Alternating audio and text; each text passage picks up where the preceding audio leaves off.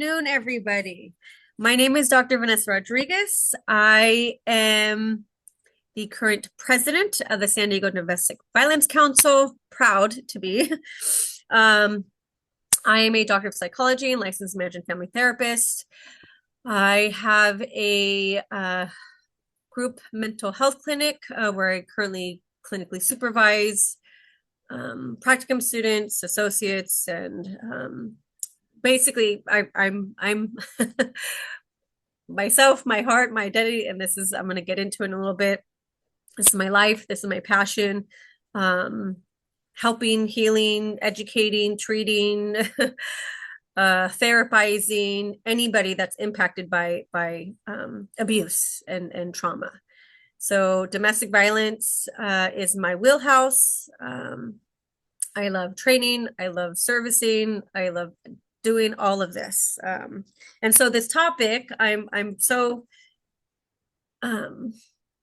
blessed to be able to share what is really important to me with all of you. So I only have an hour. I am going to try to get as much information as I can to you. As Shore mentioned, I did provide a training in person, I don't know, several months ago, vicarious trauma to vicarious resilience. And in that series, it was a lot of kind of one-on-ones, education, information about what is vicarious trauma, what is compassion fatigue, what is burnout, kind of the differences with that. Today, I'm going to highlight and focus on vicarious resilience, which I think is extremely, extremely important, especially in all the serving professions that we do. And just resilience is just important life skill to elicit with our clients, with who we come in contact with, and the people that we serve, but also with ourselves. Okay, so let's jump into it. Uh-oh, how to hit next? Uh-oh. You can use your arrows. There we go. Okay. And so I was looking through the chat box and I see some familiar faces. Hi, those that I know. And so I know that with some of the people that I do that are in attendance, we all have different roles. Some are in leadership, some are boots on the ground, some are administrative. So I'm going to do my best to try to make it applicable to all of you. But for me, the kind of common theme is social service providers. Okay. So it's through that lens today. So the objective for today's training, we are going to be defining vicarious resilience. It's going to be very kind of short and sweet and straightforward. But the majority is going to be on how to elicit vicarious resilience. I have a slide or two about that, but mainly how to develop resilience practices. And I have 10 resilience practice ideas, strategies within this resilience toolkit. And one of them I'm going to emphasize, which is this resilience mapping. And with this resilience mapping, I encourage you all to actively participate. We will be engaging in a reflective exercise and group discussions designed to help you recognize and harness the power of vicarious resilience. Excuse me. Your insights and experiences are invaluable, and sharing them will enrich our collective understanding. Okay.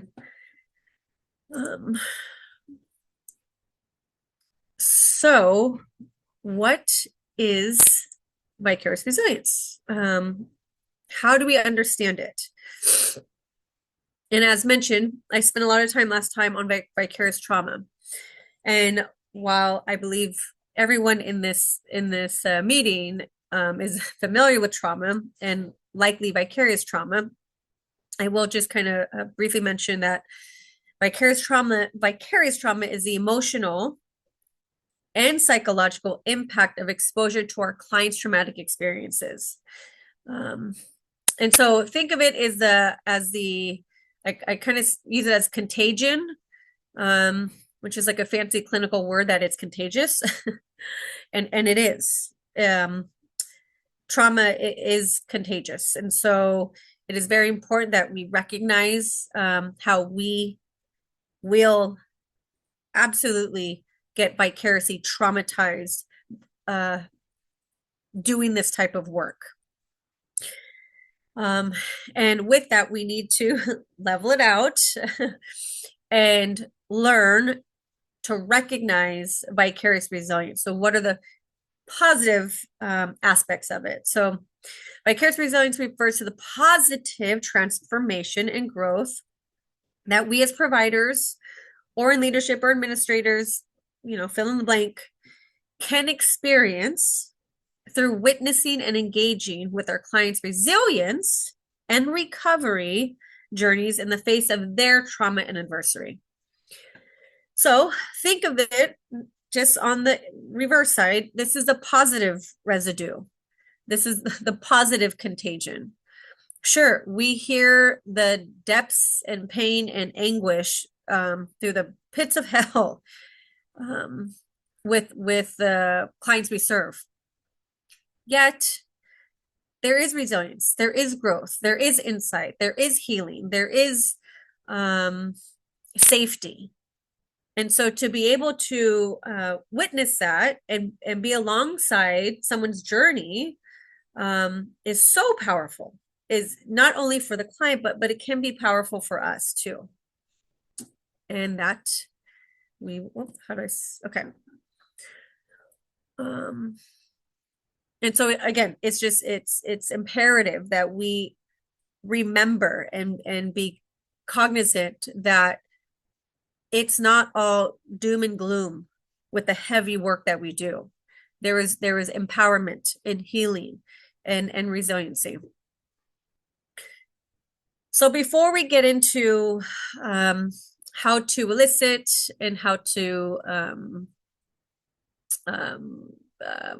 develop best practices, I really want for you guys to understand the importance of recognizing it and nurturing it. And I really want to highlight nurturing, because sure, part of it is recognizing knowledge is power, right?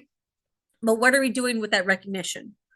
We want to nurture it. And that is an intentional practice. It is an intentional practice. Again, not only an important life skill, but it's an important professional skill. So why is this important? Number one, vicarious resilience helps sustain motivation and passion. Witnessing our client's strength and progress can reignite our passion and dedication to our work. It's one simple sentence, but I cannot stress how powerful this is. I tell, in trainings or even clients at times, definitely therapists that I supervise, I'm vicariously traumatized 100%. But I know from professional and personal experience, everybody has history of trauma, some bigger than others, the importance of vicarious resilience. And so I am not burnt out. Yes, I'm stressed like everybody, but through this work, I'm not burnt out because I know where my motivation lies. I know my why. I know my passion, and that keeps me motivated. It keeps me eager and excited and hopeful on my work. So knowing what your why is, knowing what your motivation is, knowing what your passion is fundamental. These are the, what do you call it? Just foundation. These are the studs to your home. Vicarious resilience is important because it promotes well-being.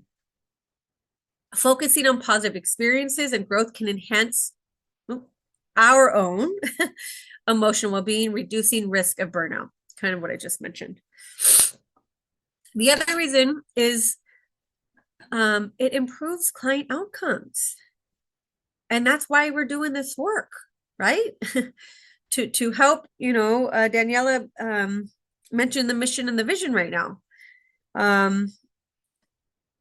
To a vision to have a resilient world with communities and families.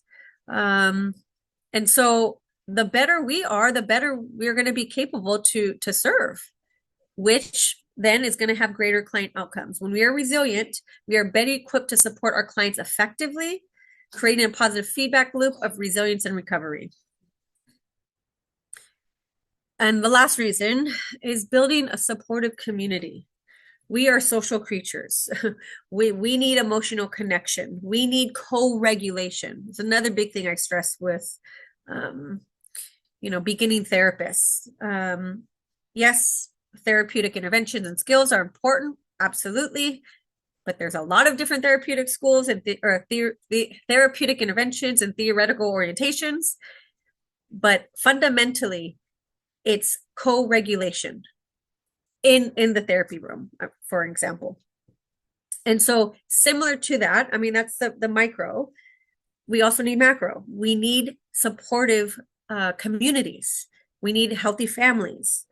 And so being able to share stories of resilience with each other, amongst each other, fosters a sense of community and collective strength among providers and enhancing overall organizational health. So leaning on peers, which that is in one of the 10 of this toolkit. Okay, so I put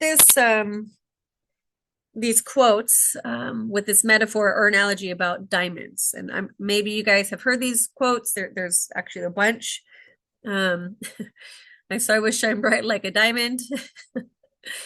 For those of you that may have heard that song, it's a very catchy tune by Rihanna, and it kind of gets stuck in your head. But the whole point of this idea of diamonds, and if you guys don't know,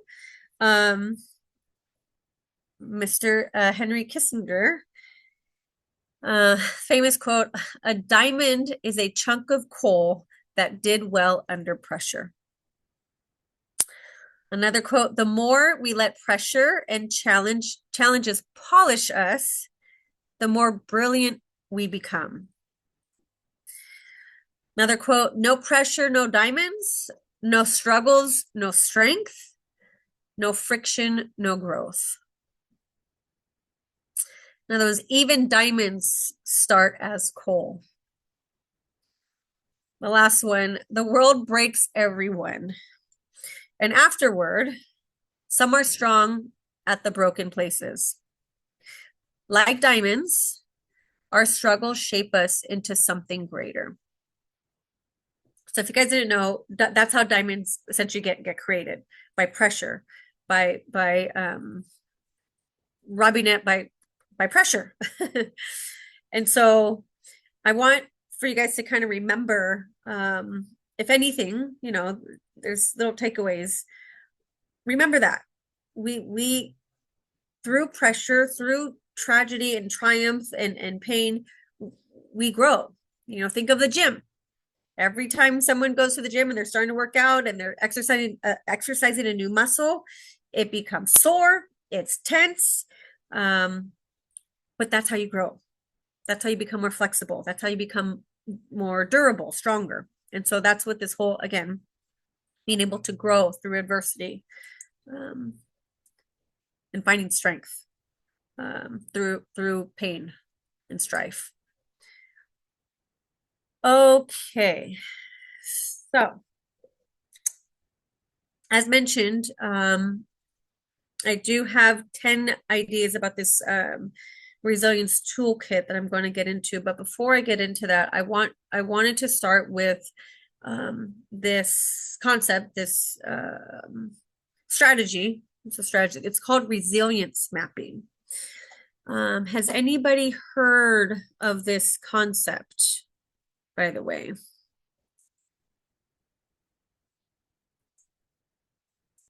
I don't know if we should put it in what is it? what is it Chat, called? chat Typing the box. chat room. Yeah, thank you. Or if anybody, no, I okay. think Bianca is raising her hand. Oh, Miss Saying that Bianca, she you've heard did. of it, or you like to share any of your experiences with this idea?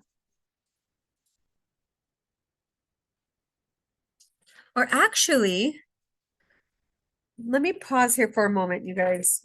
Because I do want to do something. Um, so, and I just want to do this activity, even if it's not fully executed how it's supposed to be executed. And what I mean by that is, I'm pretty sure that many of you have heard of this other exercise. It's called a privilege walk. Doesn't matter if you have. So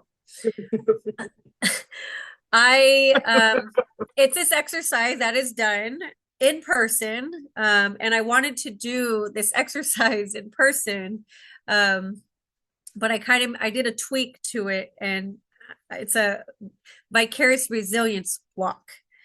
And so although we're not standing up and walking and doing this kind of interactive exercise, I at least want to bring up these questions for you to ponder. And I think maybe with these questions, it's going to be a nice transition to these next kind of discussion questions I like to start. Okay. So if you want, in the spirit of technology, rather than taking a step forward to see, perhaps we can just take a number, give yourself a number, and then maybe we can share in the chat box if anybody wants to, what their number was. Okay.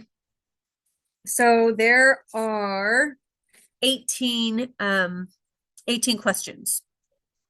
So number one, I guess give yourself a point. Let's do it this way. Give yourself a point if you have witnessed a client's significant positive change or recovery. It would be take one step forward. Give yourself a point. Number two, if you feel inspired by your client's strength and resilience, give yourself 1 point. If you have received training on building resilience in your work, give yourself a point. If you practice gratitude for the small successes you see in your clients, give yourself a point.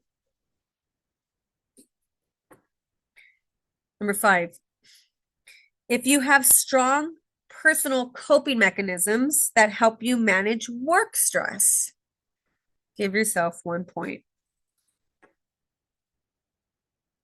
If you share positive client outcomes with colleagues to boost morale, give yourself a point. Positive client outcomes. I like that. Number seven, if you have participated in a debrief or a debriefing session that left you feeling more resilient. So for those that may not know what a debriefing session is, it's basically a critical incident happened in the workplace, and a debrief, a critical incident stress debrief is it's a formal debrief where everyone comes together and essentially do like a group process education piece. So that's what that is. Number eight, if you have ever felt a sense of fulfillment from helping a client overcome significant obstacles, give yourself a point. If your organization acknowledges and celebrates staff resilience and successes, give yourself 1 point. If you actively seek out and engage in professional development opportunities, please give yourself 1 point. If you have strong personal relationships that support you in your work, give yourself 1 point. If you have witnessed colleagues' resilience and felt inspired by it, give yourself 1 point. If you engage in reflective practices like journaling or meditation to bolster your resilience, give yourself 1 point. If you have ever felt more resilient because of the challenges you face in your workplace, give yourself 1 point.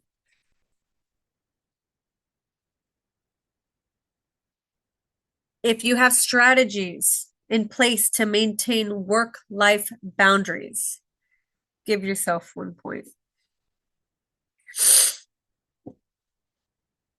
If you feel your workplace supports your mental health and well-being, give yourself 1 point.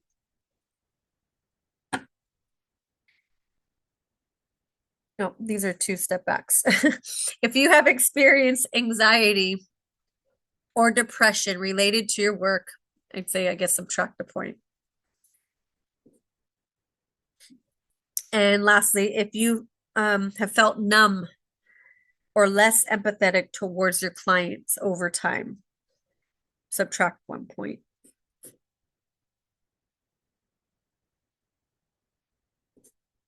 Okay, you guys. Does anybody want to share their number or anything that came up as I was reading some of those statements about vicarious resilience? All the numbers are going in the chat. Oh, I don't know how to look at that, you guys. Oh, here it is. Okay. 12, 13. Okay. So pretty good. Wow. Okay. Pretty good. Anything pop out to you guys that surprised you? Exercise, because a lot of times we are always focusing on the negative. So those questions would have been in the reverse, right? We wouldn't have Yes. been talking about the resilience. We'd have been talking about the trauma. So I think the whole exercise was refreshing and brought resilience. Yeah.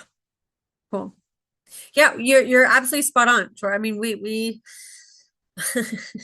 we hear and deal and manage and we're consumed with heavy stuff, you know. And it's interesting. Sometimes I hear common struggles among mental health professionals that yes, they know the importance of self-care and you know all of that, but sometimes they feel guilty. Mhm. They We're they getting struggle some, with I'm sorry, we're getting some comments. I was oh, surprised that I had such high numbers. That yay. was from Karen. Jason said, makes me grateful thinking about my colleagues and supervisors I've had. Aw. Bianca Aw. says, Bianca says, this exercise was refreshing and fills me with gratitude for my supervisors. Oh, She's that's so like, sweet. Oh my goodness. I can't how many horror stories and just workplace environment. And not to minimize, I mean, leadership roles are hard. You guys, they are hard because they have other goals and targets that they need to meet and other priorities, you know, with their lens and the system. But colleagues, supervisors, systemic issues can be traumatizing. yeah, they're 100%. saying those surprise subtraction questions at the end were too real. And we've got a Yeah. lot of people agreeing. Yeah. Yep. Yep. Yeah. The first training I did, if those were there or not there, I did like vicarious trauma inventory. And so a lot of those numbers, a lot of people were surprised. And I think someone did it like with their old job and with their current job, and they saw the stark contrast. So it's just it's again, this exercise is just meant to expand your perspective, and kind of bring to the forefront again this concept, the importance of we must emphasize and be resilient. We must. It is again, I'm going to get into a part of our toolkit. Maria, would you like to say that, or do you want me to read that? I could say it, I guess. So for me, as a team leader at my program, okay, so backstory, I've been with my agency in August will be 16 years. Oh, that's a lot. Yeah, I know, it's a long time. Congratulations. Thank you. So I'm now a team lead and I do supervision with staff, and but I still carry a caseload. So so I hear everything that's going on with the families that I work with, and then I do supervision with staff, and I hear all the problems that they're having with the families that they're working with. So it got to a point where I felt really exhausted. So I started changing the format of how I did my supervision with staff. So instead of asking them like, okay, what issues are you having? How's their attendance? How's this? I started changing it to tell me the successes that you're having. What's working well? What are you proud of with the families that you're working with? What are you proud of yourself? Even if it's them showing up to work on time.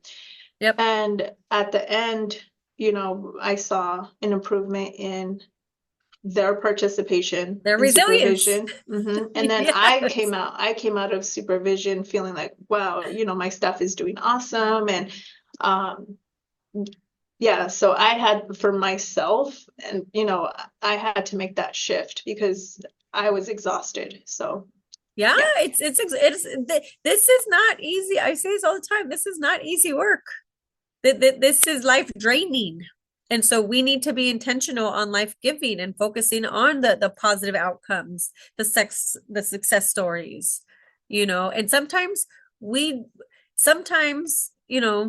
going on, but a client even coming in or a family even coming in to receive services is a success. Just them walking through the door. I do a lot of court ordered treatment, and I tell the the therapist, like, they're here. Let's round of applause that they are here, or they're not incarcerated, or they're not, on either end for DV, right? Like it's that's wonderful that you do that, and it changes the culture. What you do, Maria, is you're beginning to change the culture. Yeah, because it's easy. One of the goals that my supervisor put on me was to try to keep staff retention. And crossing fingers, but we have staff that have been here going on 2 years, 3 years, and for us that's been huge, because before they would last 6 months. So yeah. Congratulations. That's incredible, actually. And you guys, quick, neuroscience 101, our brains are meant to, are fundamentally in our prefrontal cortex, our brain is designed to survive. It's designed to survive. And what I mean by that, what that practically looks like, is that if our brains are designed to survive, that means that our brains are wired to look at threat and danger. So it's easy to point out and highlight and pull all the negatives, all the bads, all the pessimism. Like our brains are wired for that. And that's a beautiful thing. But if we're just dealing and working with danger, especially in the field of DV, or just, trauma, danger, the service providers, we can kind of and yes, we're supposed to do risk assessments, all of that, not minimizing the importance of that. But we, again, this whole idea is that we're great at that. We also need to develop the power of resilience, growing from it. Okay, cool. What is it? Accentuate the positive and reflective. Yes, I haven't heard of that, but that's cool. Accentuate the positive and reflective practice. All right. So, resilience mapping. So here's some questions. In a, perfect world, we, break out in rooms and kind of, have an open discussion about these questions. But some of these questions that are part of resilience mapping, and everyone's have their own different map. I don't know if you guys know, John Gottman has, the 7 principles to make marriage work. It's this kind of pop psychologist that has done a lot of research with couples. And he has this, the bottom line, the bottom, there's 7 principles. Number 1, he calls it love maps. And I recently heard they have it through workplace. In any case, when you think of a map, what do you think of?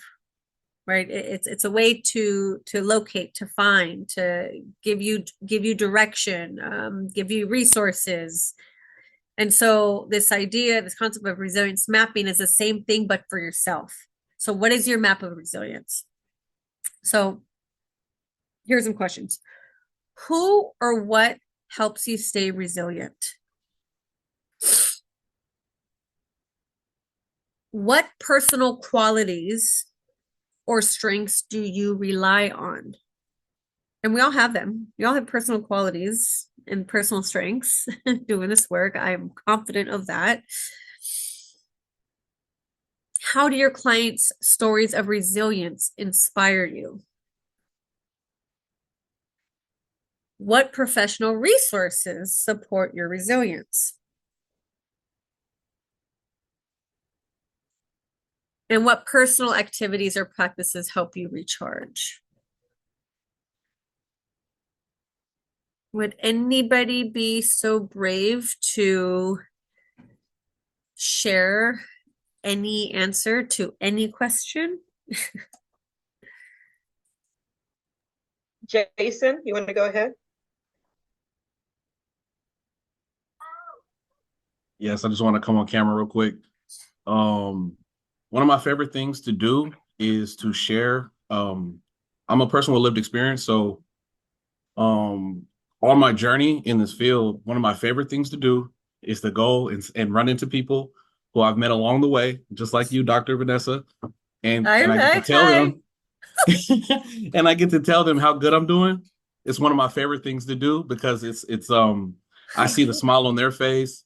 And I see it gives me the same thing when I run into somebody in the drive-through and I help them. So I just like to keep spreading it around. It's one of my favorite things to do. So I got up off that couch that you pointed out. I would never sit back in. I was always hyper vigilant. I would never sit all the way back. I got up off that couch and I've been doing right now. I've been doing child welfare work for the last 2 years, helping other families get through the same thing, the same process. I recently just got appointed right now. I just recently got appointed to the District 4 seat of the Child Family Strengthening Board. That's my son in the background yelling. He's 7. We're doing great. Yeah, I paid off my house. Everything, I'm doing great. Everything's good. I love this work. Just dedicated to helping people. That's it. So just thank you. It's the first time I actually I received help. I let it all out and I've been doing great ever since. True testament. Mhm. True testament.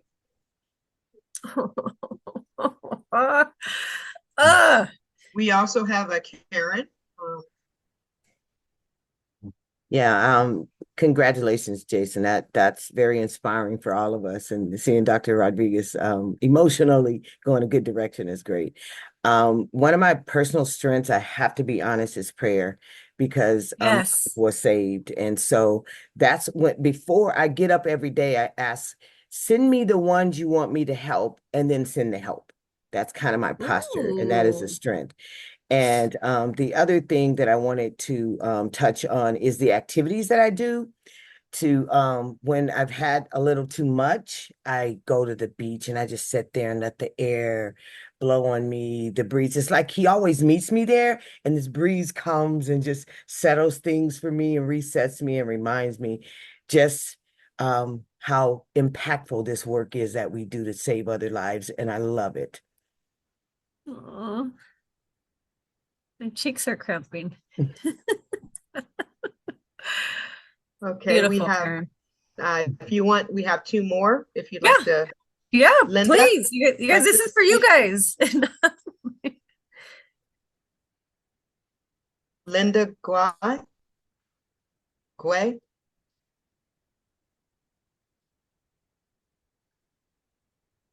Hello? Hi, Linda. Hello. Would you like I to was just share? commenting. I was just commenting on one of the positives then and one of the comments of when she was talking about how she would start with her reflective practice and the positives. And that's what we do in our practice as well when you're talking to maybe coworkers or talking about clients and things like that. So I had just made a comment into hers, how wonderful that was. Yeah, it is. It is. Thank you, Linda. And You're then welcome. Kelly, would you like to speak?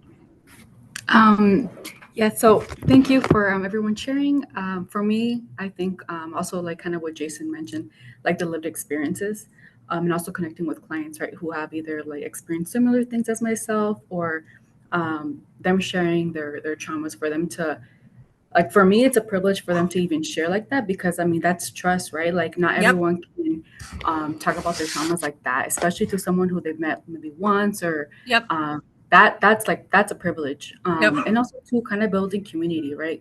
I think that's something that I learned learn over time working in this field, right? Is like sticking to yourself isn't gonna work, right? Yes, how you burn out easier. And like meaning having friends in this field who keep you grounded, who've had either similar lived experiences, you know, with their traumas and along too, like their what they've experienced in the field, like whether it's in the organization. So that's what keeps me in this field. It keeps me motivated to definitely connect with people who have the same values and like why they want to be in this field.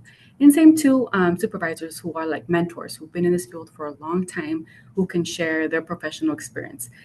Me starting out, especially in the mental health field, that's I want to learn, I want to grow, I want to learn from others of what keeps you here for the long run.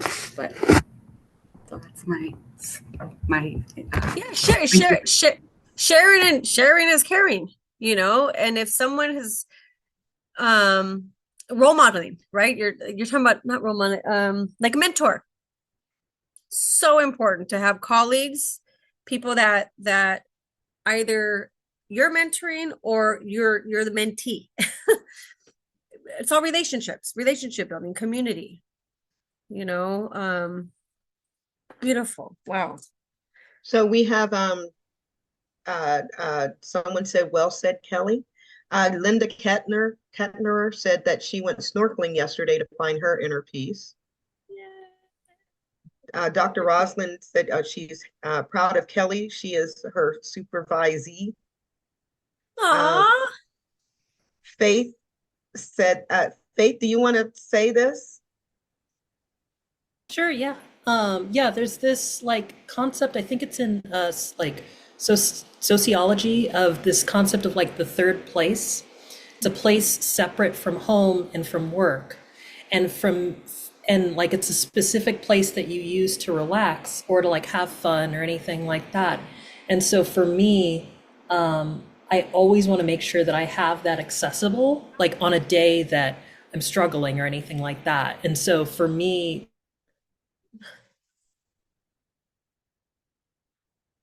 and work, and it's yeah, for me it's like it's a park in San Diego. And so yeah. I love it. I love it. Yeah. And what's going to fill somebody up or what's going to give somebody relief is going to be different for everybody. And until you try new things and learn from other people, you're going to build your own map and toolkit. Bevelyn, would you like to speak? Sure. I just put in the chat that I've found that when I share my story and can show empathy and connect with them, they begin to see where they can be at, because sometimes people, my clients, my name is Bevelyn. I'm the program supervisor for UPAC's Community Violence Response Team. And so we work with victims of crime, and many times they don't realize that my son was murdered, because they're like, how do you Yeah. carry yourself so well? How do you still laugh? It doesn't Yeah. even look like anything happened to you. And so then when I share my story, they can see themselves getting there. And then they want to know, Inspiring. yes, and then they want to know how did you do it? Mhm. And then Mhm. I share with them, hey, I'm a grief counselor, but I had to see a grief counselor. I had to go to grief support groups. Mhm. I had to Mhm. work on myself. I had to heal myself. I worked Mhm. really hard at it, but I Mhm. survived, and I'm still here. It doesn't mean that I still don't have bad days where I get up and it's just, my son's anniversary, or it's Mhm. just a thought of, yeah, my son's never coming back, that gets me down. But through the years, I've learned, okay, what does Bevelyn need? Does Bevelyn just need to go to sleep? And, and it's okay. It's going to Mhm. be okay if you just sleep this day away, or, so I'm always thinking, what do I need? And so I do put myself first, um, it's also very, I love when I can see that my clients are able to also do something with that pain, like they find a Mhm. purpose and what they want to do with that. And little by little they become resilient, Mhm. and then they're sharing their story with others that I bring to them. Contagion. Yeah. Mhm. The positive piece to it. Yeah. Beautiful. Yeah, it's inspiring. It's inspiring. Um, okay. Yeah, it's really important.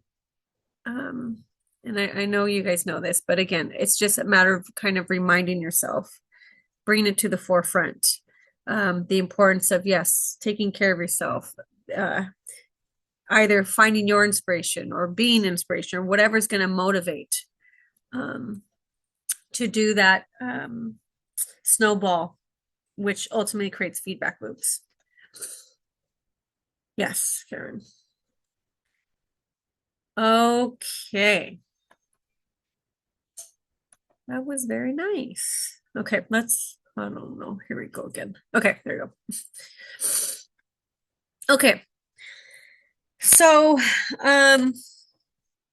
how to elicit. I just did one slide on this. And what I mean by how to elicit vicarious resilience, this is more towards to how to elicit vicarious resilience within our clients, to the clients. Okay. So building awareness. Again, a lot of the people that we serve are traumatized. They're stressed. They have, negative cognitions, negative self-talk, all of the unhealthy things. And so it's important that we, similar to our personal, how we want to make sure that we are not losing sight of our own resilience, but we also want to highlight the resilience in the clients that we serve. So recognize resilience. So we want to, this is for you guys, or for those that are supervisors or in a leadership role, to encourage to the providers or case manager, therapist, or whoever your team. We want to actively look for and acknowledge instances of resilience in their clients. And Maria, you're doing it beautifully. You're already role modeling that in your organization.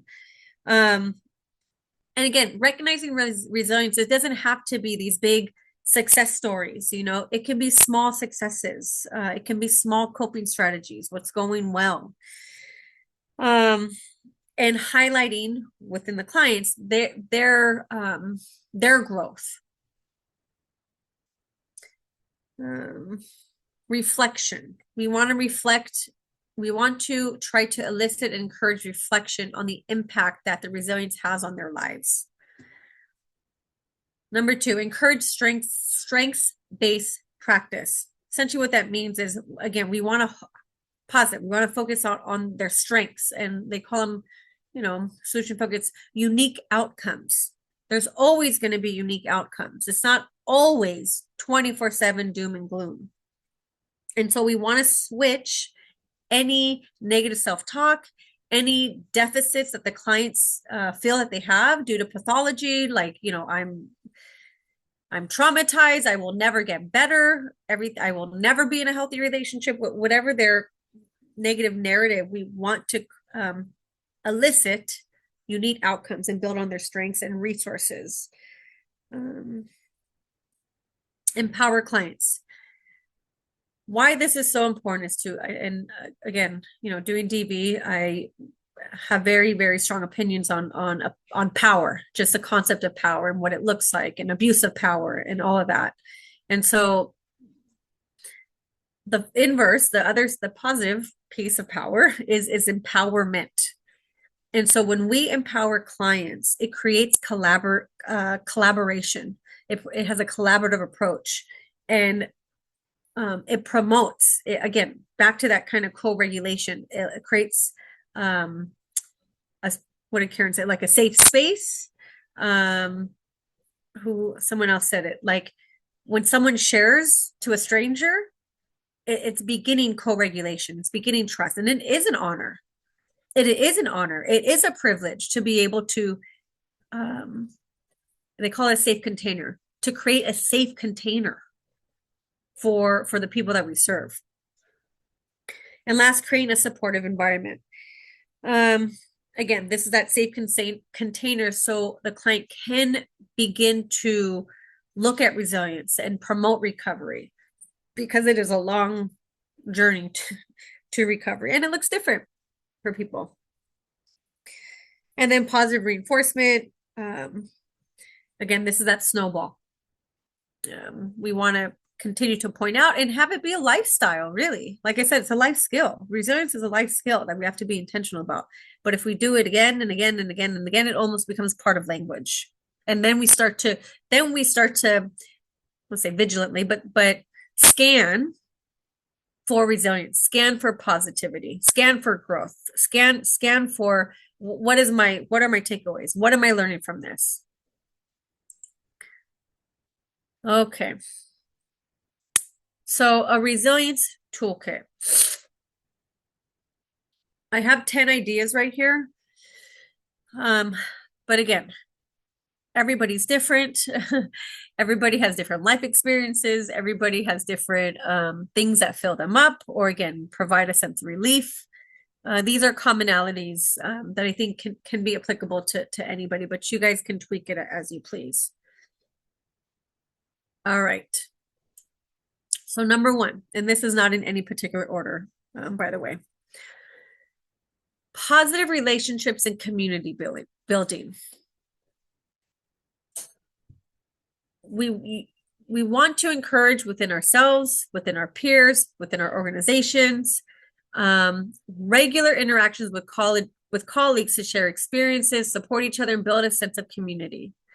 I cannot tell, I mean, you know how, the importance of community and cohesion, cohesiveness, the whole, one bad apple spoils the bunch, or a tumor spreads the cancer. I mean, it's so important, and not to say everybody needs to be the same and engage the same. I think uniqueness and differences and diversity I think it's beautiful. I think it actually is a technical, I think it's beautiful. But if everyone is a part of the same organization, mission, vision, yes, there's many ways to get a mission and vision done. We still need community. We still knew what I'm saying, that this co-regulation, even amongst colleagues and peers. So one way to do this is establish mentorship programs where experienced providers can offer guidance and support to newer staff. So some organizations have like peer support, or maybe that's not an example. You know, when you go to my high school, we had a freshman, we had a big sister. And so it's kind of the same thing, that the seniors are supposed to help the freshmen, you know, guide them and begin their journey in high school. It's like a big brother, little sister type of thing. Number 2, continuous, oh yes, Karen, we can share this. Continuous learning and professional growth, which is something that we are all doing together right now. Yay. Workshops and seminars. Attend workshops and seminars on trauma-informed care, resilience, and self-care. I, as a licensed mental health professional, we have to do continuing education units every year. I am a self-proclaimed, you know, nerd when it comes to trauma and abuse and research, reading and training, and I do it in my free time. And again, that's just my personal thing. I'm like, I want more, I want more, I want more. Reading and research. Stay updated with the latest research and literature on resilience, trauma, and effective interventions. Things change. The world changes. Which, you know, dependent who you ask, some good, some bad, but change is inevitable. Change is inevitable. And ideally we want to change for the better, and we want to evolve and progress and grow. But similarly, treatment, interventions, approaches, they should be evolving. They should be growing, you know, so it's our duty really, to stay on top of it, not to necessarily jump ship every time something new and training comes out, but it's again part of your toolkit, and you take what's going to be work with your personality and with your clients or population or supervisees. But it's so important to learn, to continue to learn, because it develops your skills. Engage in professional development opportunities to enhance skills and knowledge, such as MI, mindfulness, and CBT. Just I threw out some let's say generic, but some evidence-based. What is it? Okay. Number 3, mindfulness and stress reduction techniques. Again, there's tons and tons and tons of research on mindfulness, meditation, and the benefits. Our brains are plastic. There's neuroplasticity, so our brains are constantly adaptive. What is it? Growing. I don't. Our brains are amazing, beautiful complexities. To survive, to survive. And so it is important for us to know the power of our brain and kind of what our brain gravitates towards, especially with trauma. What happens with the neurons that fire together, wire together, meaning that they're creating neural pathways that sometimes aren't to our benefit in relationships. So maybe they're to our benefit to survive. So mindfulness meditation. Practice mindfulness meditation to stay grounded and present. This can help manage stress and enhance emotional regulation.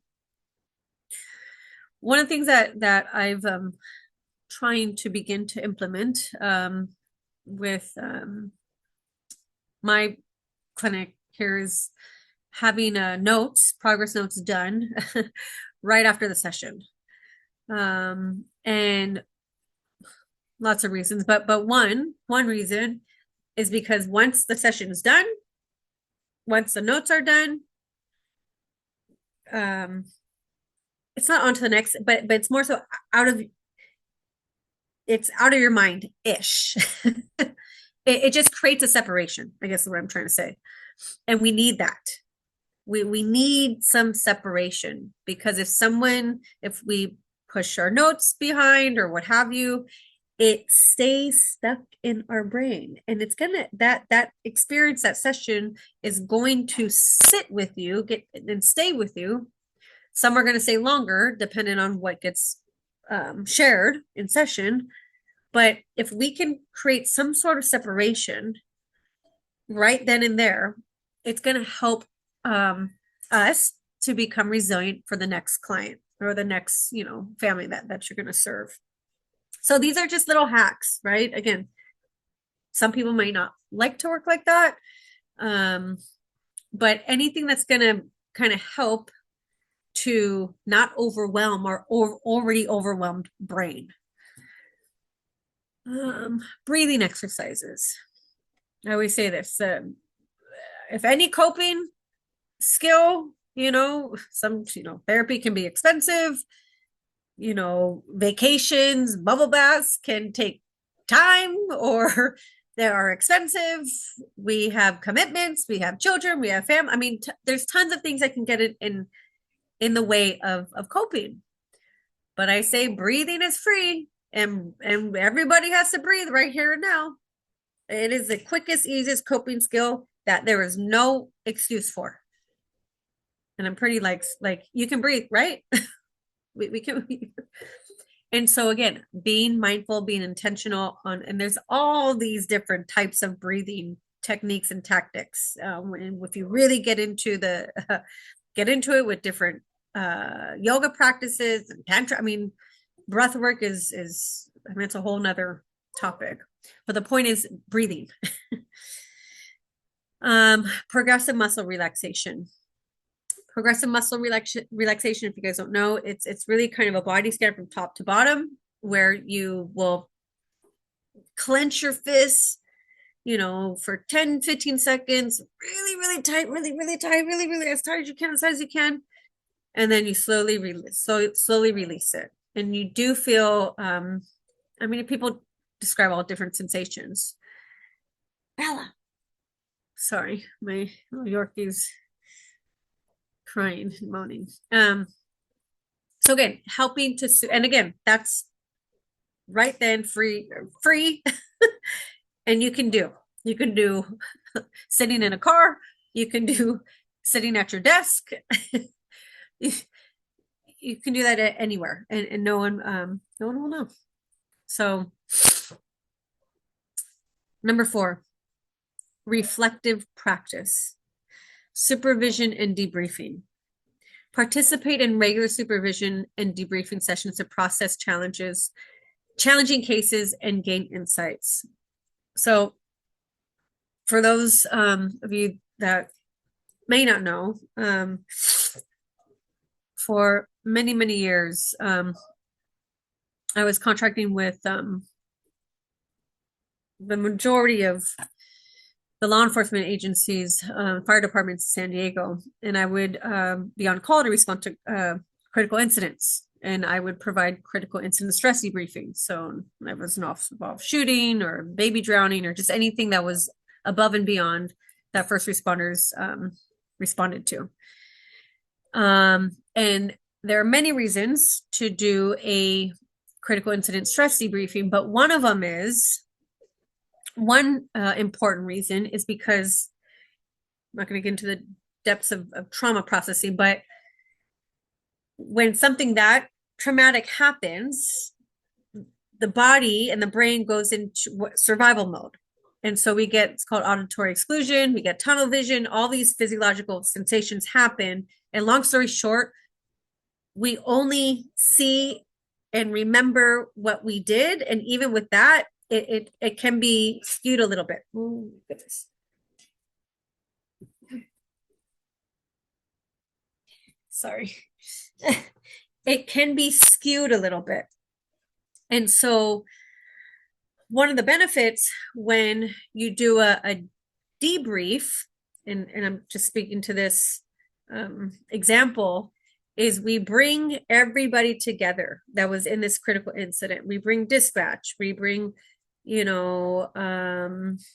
fire, we'll bring anybody who is on scene at that call, at that crisis call. And so there's a phase in this process where it's called the fact-finding phase. And so people will simply share what they saw, what they did, and their role. And when you bring everybody together, it helps the brain to process things, because the brain's like, I don't remember what happened here and who did this and what happened here and what. And so when we're able, if we have pieces of a puzzle to an incident that happened, we tend to fill in the blanks, usually taking ownership in a bad way. I should have this, I could have done that. And it's skewed. But again, we're trying to do that to regain control of a helpless incident that you were a part of. And so it helps to put the pieces of the puzzle together, and it helps processing. And so again, that's an example of a crisis debriefing or critical incident stress debriefing, but it's similar. We deal with a lot of crises.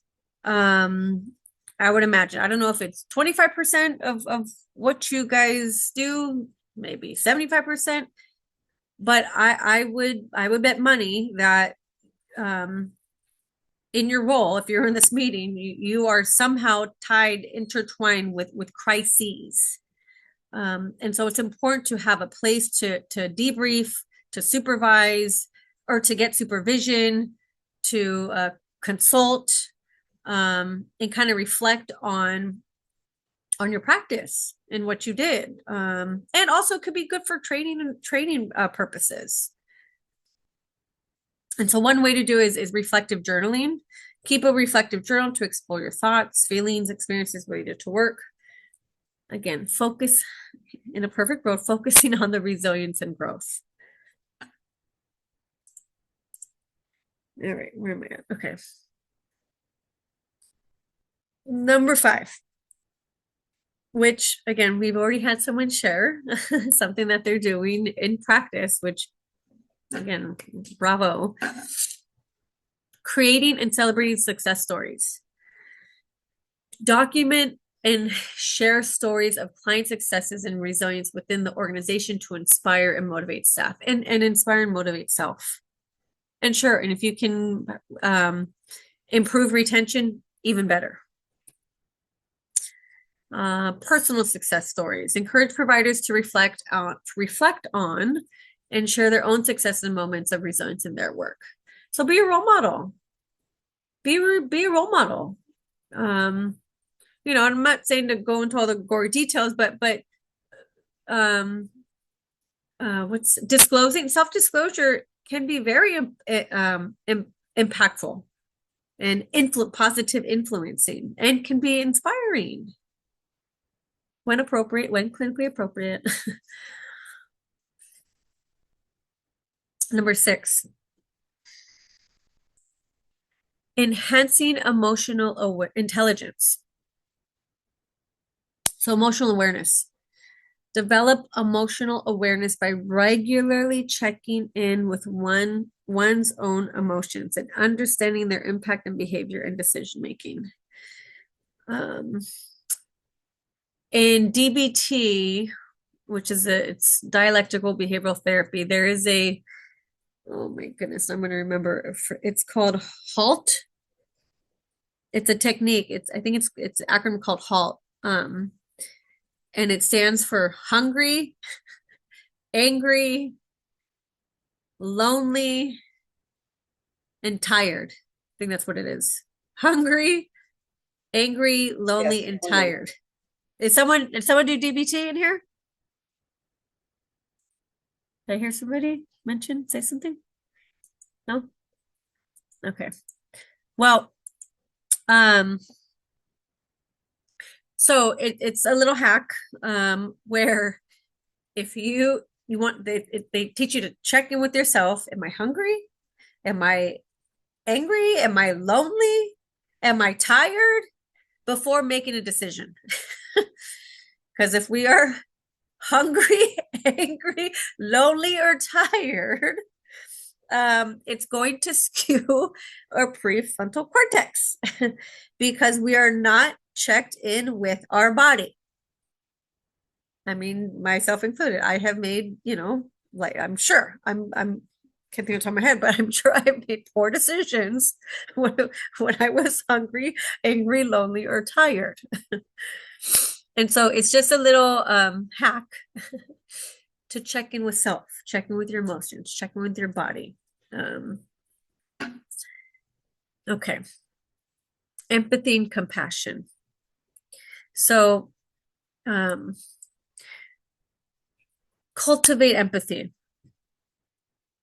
and compassion for both clients and oneself, recognizing the shared human experience of facing adversity and overcoming challenges. So I don't really need to spend much time on that because likely if you guys are in this profession, empathy and compassion probably comes natural. Sometimes I don't want to say that it's, I don't want to sound trite about this. It can be having challenges being too empathetic or too compassionate. But yeah, it can, as mentioned, I supervise new therapists, and empathy and compassion are there. And sometimes, I try to guide that, yes, empathy and compassion is you need this, you need it. But it's a superpower. It's a superpower. Like, I don't know, X-Men. If you don't use it wisely, or if you're not in control of it, it's actually, there's a whole nother concept called controlled empathy. It can burn you out, and it can be a disservice. I'll get emails late at night from therapists. I'm worried. I don't know, just, and again, I'm not saying not to do the most for clients and the people that we serve, but it is important to know how to set a boundary with ourselves. And sadly, that there's a lot of people to be helped. There's a lot of people to be helped. And so it's important just to be aware on how far your empathy and compassion go. Okay. Again, I'm not saying not to be these things, just hone in on it and honor it and yeah, honor it. Okay. Number 7. Dr. Rodriguez, I want to let you know Oh. you have about 10 minutes. Okay. Yep. I have till 10 and we're good. So I think I'm good. Number 7. Incorporating creativity and play. I love this. Creative outlets. We all have an inner child. Some sadly, childhood experiences were traumatic for some. And so there's a lot of kind of inner child work that I should say needs to be done, but that is vital to explore. But needless to say, there is an inner child in everyone, and children are the best at play, best at creativity, because their prefrontal cortex is not fully developed yet. And so that they live in fantasy, they live in almost delusion land. But that's part of their normal development. That's part of their rite of passage. And so for vicarious resilience, it's important to incorporate this, engage in creative activities such as art, music, I'd say dance. I like dance. Or writing to express emotions and reduce stress. Play and humor. Incorporate play and humor into daily routines to lighten mood and build a positive environment. Similar to trauma, laughing is also contagious. I don't know if you guys know that there's actually there was one, I don't want to do it because I'm going to start kind of making a fool of myself, but I saw, I told you I read and watch a bunch of whatever therapy stuff, and I can't take credit for it. So I saw this in a video or somewhere, and she said, this is how you something about a coping skill, right? And she's like, repeat after me. And then she says, ha. And then the others say, ha. Then I say, ha ha. And then they say, ha ha. Ha ha ha. Ha ha ha. Ha ha ha ha. I can't even do it right. But point is, you do ha ha ha ha ha. And then we go back and forth, and we're like laughing because it's silly. And I thought it's just the cutest, easy way to mimic and mirror. And really, again, this is back to co-regulation. There's actually like evidence about this, to co-regulate through humor and mirror each other. And so, anyways, number 8, building personal resilience practices. Again, personal. Resilience rituals. Develop daily, weekly rituals that promote resilience, such as morning affirmations, evening gratitude reflections, or regular physical activity. Morning affirmations: I'm loved, I'm worthy. Evening gratitude reflections: thank you for blessing me with today. I mean, again, you pick and choose. Positive self-talk. Tons and tons of research about the negative outcomes of negative self-talk. Tons of research about the importance of positive self-talk. And I'm not talking about positive what is it? Toxicity? Positive toxic, yeah. But the practice of positive self-talk, and I would actually say compassionate self-talk, reinforces self-worth and confidence. And goal setting. Set achievable, realistic, personal and professional goals to stay motivated and focus on growth and development. And 9 and 10. Seeking external support, therapy and counseling. Again, I think, sure, people enter therapy or counseling in crisis, but I think therapy and counseling are just as important for maintenance and stabilization in life. Just to have a person that non-judgmentally supports you. Support groups, again, community, join support groups for social service providers who understand the unique challenges of this field. What we do is not, we're not bankers, we're not techie people, but it's just, we're dealing with the human experience. That is the primary. We're dealing with human feelings, human challenges, human growth. We're dealing with the human lived experience, which is heavy, but rewarding. And lastly, advocacy and organizational change. Advocate for change. This is empowerment. Advocate for organizational policies that support staff well-being, such as reasonable caseloads. I know everybody is short. I get it. Mental health resources and opportunities for professional development. And self-care policies. Work with management to implement and promote self-care policies and practices within the organization. Again, easier said than done, with working with having to do more with little, but it is important.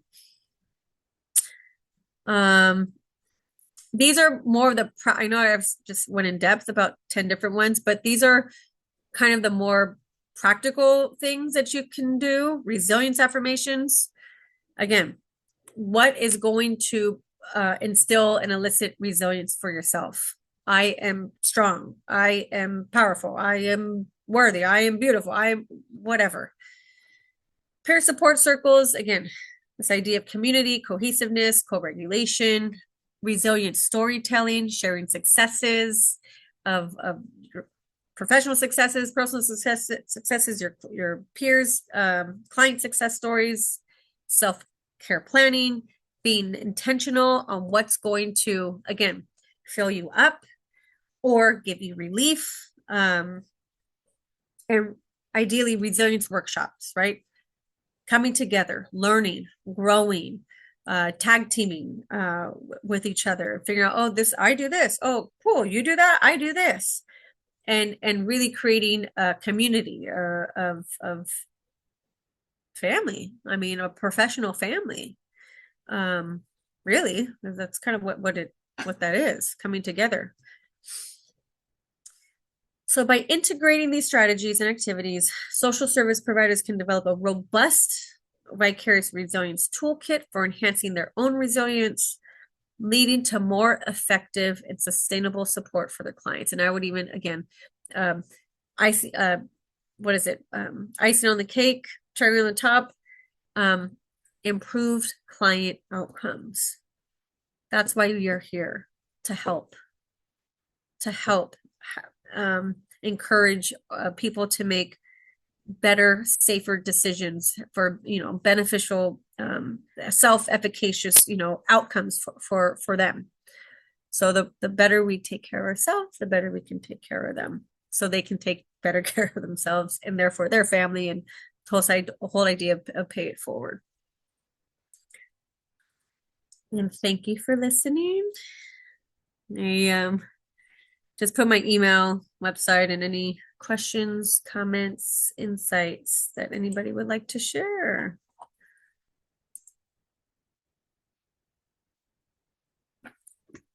That was wonderful. I want to thank you. I know we've got a lot of applauses going on for that fantastic presentation.